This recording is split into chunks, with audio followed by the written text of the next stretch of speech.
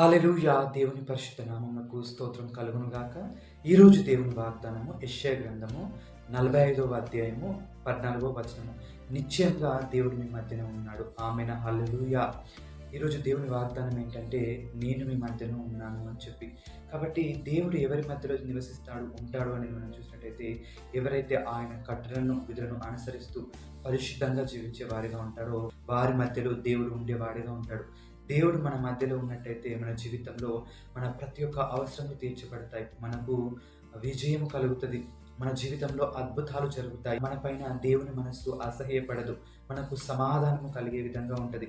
మనకు ఎటువంటి కీడులు, ఎటువంటి ఇబ్బందులు, ఇరుకులు ప్రాప్తించకుండా ఉంటాయి. కాబట్టి దేవుడు మన మధ్యలో నివసించాలంటే మనము పరిశుద్ధంగా జీవించే వారై ఉండాలి. కానీ ఎవరైతే దేవుని అలక్ష్యం చేస్తూ హీనమైన జీవితం జీవించే వారిగా ఉంటారో, అపవిత్రమైన జీవితం జీవించే వారిగా ఉంటారో, వారి మధ్యలో దేవుడు నివసించలేడు, సంచరించలేడు. ఎటువంటి అద్భుత ఆశ్చర్యకార్యాలు దేవుడు చేయలేడండి.